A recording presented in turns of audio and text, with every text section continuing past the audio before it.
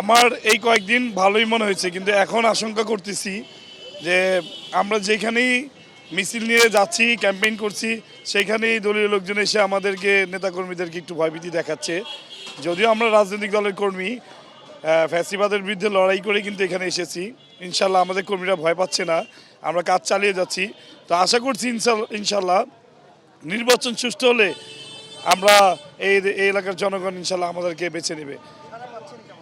ব্যাপক সাড়া পাচ্ছি, সাধারণ মানুষ আমাদের পাশে এসে দাঁড়িয়েছে, সাধারণ জনগণ আমাদেরকে সার্বিকভাবে সহযোগিতা করছে। আমরা ইনশাল্লাহ আমাদের ক্যাম্পেইন চালিয়ে যাচ্ছি সুন্দরভাবে।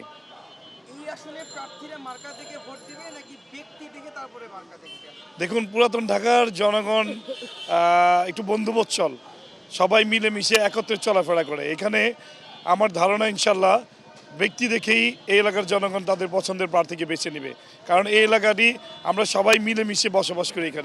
এখানে আমরা দেখবেন ঢাকার বিভিন্ন ডিস্ট্রিক্ট থেকে যারা আছেন, ব্যবসা বাণিজ্য করছেন, ফ্ল্যাট কিনে বসবাস করছেন, আমরা সকলেই কিন্তু মিলেমিশে এখানে ঢাকার মানুষ।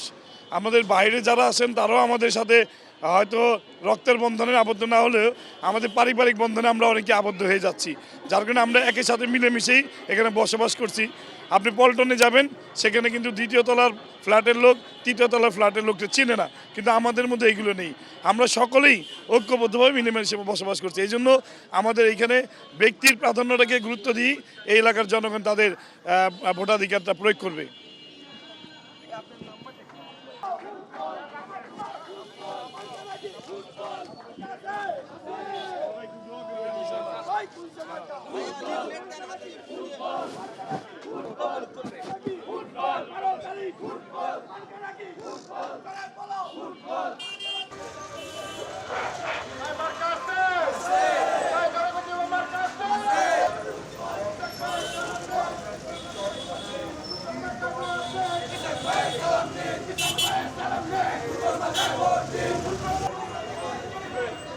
রিক্সা দেন।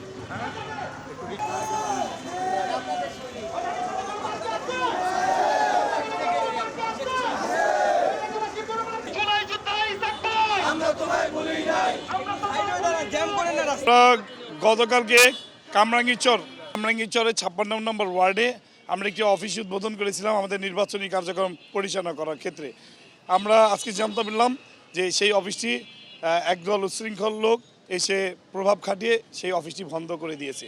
তাহলে এখন যদি এই অবস্থা হয় নির্বাচনের আগে, তাহলে নির্বাচনের লেভেল প্লেইং ফিল্ডটা কীভাবে হবে? আমরা তো চাই যে একটি সুন্দর সুস্থভাবে এদেশের জনগণ স্বাভাবিকভাবে দীর্ঘদিন তাদের ভোটের অধিকার প্রয়োগ করতে পারেনি, স্বাভাবিক পন্থায় এসে সুন্দরভাবে লাইনে দাঁড়িয়ে আমাদের ঐতিহ্যটাকে বজায় রেখে তাদের ভোটাধিকার প্রয়োগ করবে। কিন্তু আমরা দেখতে পাচ্ছি এখন থেকেই আমাদের নেতাকর্মীদেরকে হুমকি দেওয়া হচ্ছে, ধমকি দেওয়া হচ্ছে, ভয়ভীতি প্রদর্শন করা হচ্ছে এবং আমাদের নির্বাচনী কার্যক্রম পরিচালনা করতে দিচ্ছে না। তো এই জন্য আমরা মিডিয়ার মাধ্যমে দেশবাসীর কাছে বলি যে আমরা নির্বাচন কমিশনের কাছেও যাব যে আমাদেরকে নেতা কর্মীদেরকে হুমকি দিচ্ছে এবং নির্বাচন কার্যালয় বন্ধ করে দিয়েছেন।